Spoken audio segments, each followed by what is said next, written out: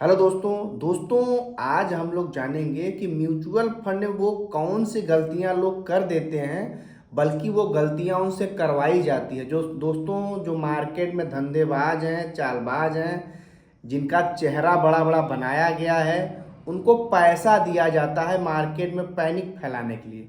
फिर वही लोग न्यूज में आते बोलते अब निफ्टी जाएगी 20,000 के आसपास। वो लोगों को डराते हैं। यार, म्यूचुअल फंड का एक सिंपल सा फंडा है कि म्यूचुअल फंड में वही व्यक्ति पैसा बना पाता है जो लंबे समय तक टिकता है। अब लंबे समय का मतलब है कि कम से कम 10 से 15 साल अगर आप टिकेंगे तभी आप अच्छा खासा अमाउंट जनरेट कर पाएंगे। तो देखिए, म्यूचुअल फंड में जब भी आप पैसा इन्वेस्ट कर रहे हैं तो आप इन्वेस्टमेंट करने का डिसीजन खुद लिए हैं। और ये सभी बात जानते हैं कि म्यूचुअल फंड में जो लोग भी आते हैं वो अगर लंबे समय तक पैसा इन्वेस्ट करते हैं तभी वो पैसा बना पाएंगे। दोस्तों, भारत में आंकड़े उठा कर देख लीजिए कि अगर 100 लोग एसआईपी शुरू करते हैं तो अंत तक सिर्फ 3 लोग ही लेके जा पाते हैं। वो लेके जा पाते वही व्यक्ति होते हैं जो शुरुआत में ही ठान लेते हैं कि अगर हमने 15 साल के लिए टारगेट बना लिया है तो इसमें जो चालबाज, धोखेबाज और धंधेबाज जो लोग हैं कितना ही वो लोगों को चिल्ला चिल्ला के डरा डरा के निकाल दिया जाता है। जो मार्केट में अगर किसी का लॉस होगा तभी तो किसी और का फायदा होगा। मार्केट में जो असली चालबाज हैं वो चाहते ही नहीं कि बाकी लोगों को भी फायदा मिले मार्केट का। वो जब मौका आने वाला रहेगा उससे पहले ही चिल्ला चिल्ला के बाकी लोगों को बाहर कर देंगे ताकि वो बड़ी और ह्यूज क्वांटिटी खुद ही बाई कर सकें और बाकी लोगों को फायदा ना हो। अब देखिए, म्यूचुअल फंड में अगर आप आए हैं तो आप पहली गलती ये नहीं करेंगे कि किसी भी एएमसी यानी म्यूचुअल फंड में पैसा मुंह उठा के डाल दिया। नहीं, आप जिस भी एएमसी का पैसा ज़्यादा नहीं, जिसका एवीएम ज़्यादा होगा, यानी अगर कोई फंड मैनेजर ज़्यादा पैसा संभाल रहा है यानी ज़्यादा लोगों ने भरोसा दिखाया है तो उसकी सैलरी भी काफ़ी ज़्यादा होगी, उसके पास अच्छी खासी सपोर्टिव टीम भी ज़्यादा होगी, वो अच्छा खासा रिसर्च करेगा तो वो आपको ज़्यादा पैसा बना करके देगा। तो आपको जो बड़ी बड़ी एएमसी कंपनियां हैं उनमें ही आपको पैसा लगाना है, जो कि बड़ी बड़ी और प्रतिष्ठित नामी है। अब देखिए, म्यूचुअल फंड वही चालबाज वाली मैंने खबर बता दी। लोग खुद से थोड़ी निकलते हैं, वो न्यूज़ देखते हैं, न्यूज़ में लोग डरा देते हैं। भाई, ये स्टॉक मार्केट थोड़ी है। म्यूचुअल फंड में तो स्टॉक मार्केट का काम करने के लिए हमने खुद ही फंड मैनेजर हायर कर लिया है अगर हमने अपना पैसा म्यूचुअल फंड में डाला। अभी देखिए कल ही की घटना है कि यूक्रेन ने रसिया के 4 एयरबेस पर अटैक किया और 40 से ज़्यादा एयरक्राफ्ट यानी तबाह कर दिया। अब दोस्तों, बहुत सारे लोग इसी न्यूज़ को दिखा करके कहना है कि अब निफ्टी गिरेगी, वर्ल्ड मार्केट ये होगा वो होगा। नहीं, ये युद्ध तो चल ही रहा है।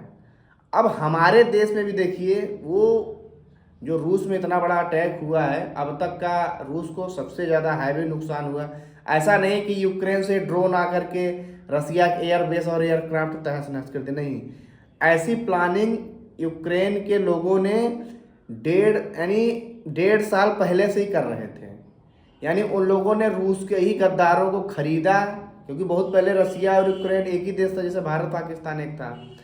उसके बाद उन लोगों ने रूस में ही जो गद्दार थे उनको पैसा दिया, उनको ड्रोन दिया, पार्ट्स पहुंचाए। अब देखिए, कोई भारत युद्ध से पीछे क्यों हट गया? हालांकि भारत ने इतना ताबड़तोड़ रैक किया कि वहीं के जो लोग हैं भारत से सीज फायर के लिए बोले।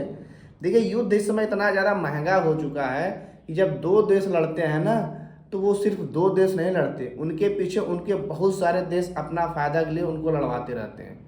अब यूक्रेन, रूस ने सोचा था 2-4 दिन में यूक्रेन को कब्जा कर लेंगे, समझा देंगे, लेकिन पूरा का पूरा यूरोप और अमेरिका पूरा यूक्रेन की तरफ से लड़ रहे हैं। वो सिर्फ नाम है कि रूस और यूक्रेन लड़ रहे हैं। इतने बड़ा और सटीक हमला करना यूक्रेन की बस की बात में, पूरा सैटेलाइट इमेज सब कुछ अमेरिका ने प्रोवाइड किया है। वो फिर ये लोग बोल देते हमारा इस हमले से कोई लेना देना नहीं है। अब रूस बहुत बड़ा बदला ले गए यूक्रेन से। जैसे दोस्तों देखिए, भारत ने बदला लिया।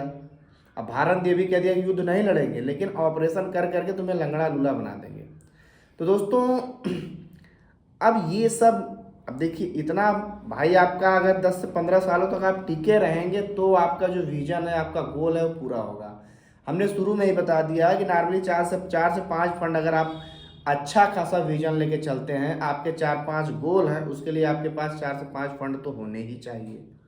ज़्यादा गोल अगर आपके पास बच्चों की शिक्षा हो गया, घर हो गया, रिटायरमेंट प्लान भी आप कर रहे हैं, आपको विदेश ट्रिप भी प्लान करना है, और भी आपको वेल्थ क्रिएट करना है, आपको अच्छा खासा कंपाउंडिंग फ़ायदा लेना है, तो आप सिर्फ 15 सालों तक एकदम अपने आप को ये सोच लीजिए कि मार्केट चाहे इंडिया पाकिस्तान का रोज़ युद्ध हो जाए, कहीं भी कुछ भी हो जाए, हमको मार्केट से बाहर नहीं निकलना है। ये जो मार्केट में चालबाज लोग हैं, धंधेबाज लोग हैं, जिनको लोग मानते हैं, लिखेंगे कि मार्केट गुरु, कुछ नहीं है भाई। जो लोग पैसा दे के पहले उनकी पॉपुलैरिटी बढ़वाई जाएगी, फिर उन्हीं से कहलवाया जाएगा, तब ना जो रिटेलर हैं उनकी बात मानेंगे। फिर बोले देखिए मैंने ऐसा किया, तो मैंने 2-4 एग्जाम्पल सेट कर दिया जाएगा।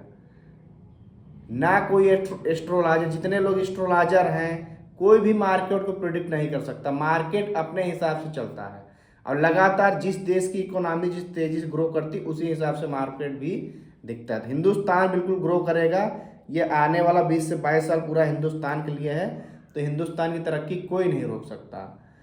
रोक सकते हैं तो सिर्फ अपनी तरक्की आप रोक सकते हैं। पहले भी गरीब थे, अभी भी गरीब हैं, और बाद में भी गरीब रहेंगे। गरीब लोग अगर खुद से चाहें तभी वो गरीबी से बाहर आ सकते हैं, नहीं जब से देश आज़ाद हुआ गरीबी की योजनाएं आ रही हैं, और गरीबों की संख्या लगातार बढ़ती जा रही है। भर भर के एडवर्टाइजमेंट लगाया जाता है कि 84 करोड़ को मुफ्त राशन दिया जा रहा है। तो दोस्तों ये सिर्फ मानसिकता का गेम है, लोगों के मानसिकता से खिलवाड़ किया जाता है, लोगों को डराया जाता है, लोगों को धमकाया जाता है, मार्केट में पैनिक फैलाया जाता है। लेकिन जो लोग इस चीज़ को पहले ही समझ लेते हैं वो इसके चंगुल में नहीं फंसते हैं। मैंने फिर से बता रहा हूँ कि आपने अगर इन्वेस्टमेंट करने के बारे में सोच लिया है, तो आप अगर 10 साल का, 20 साल का, 15 साल का पहले ही विजन बना लीजिए कि हमको कितना फंड इकट्ठा करना है, मेरा क्या गोल है। अगर आपको सोचना ही है, बहुत ज़्यादा टाइम देना ही है, तो आप अपनी पैसिव इनकम बढ़ाने के बारे में सोचेंगे कि यार इस साल मैं यहाँ से इतना रुपया जनरेट कर रहा हूँ, ऐसा कौन सी स्किल है, कौन सी ट्रेनिंग है, या तो कौन सा काम मैं करूँ कि मेरा यहाँ से अर्निंग ज़्यादा आने लगे, तो मेरा थोड़ा सा इन्वेस्टमेंट बढ़ जाए। इसके बारे में आपको सोचना है, दुनिया भर की चीज़ें आपको नहीं सोचनी है। दोस्तों बहुत सारे लोग इसी चक्कर में म्यूचुअल फंड से पैसा नहीं बना पाते हैं।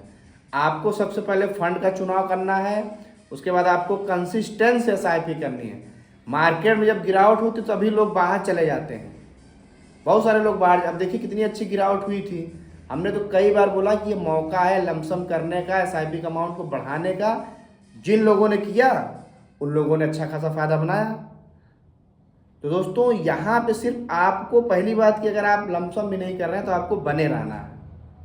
ऐसा नहीं फिर आप देखेंगे यार मेरा अच्छा खासा तो फायदा हो गया, फिर लोग रहे मार्केट आधा हो जाएगा, इस चक्कर में निकालेंगे। नहीं, आपको लगातार मार्केट में बने रहना है। कोई भी मार्केट गुरु हो, कोई भी कितना ही बड़ा टीवी चैनल हो, कुछ भी हो, उसकी बात में आपको नहीं आना है। आपने एक बार अगर इन्वेस्टमेंट जारी कर लिया है तो आपको उसी को आगे लेके जाना है।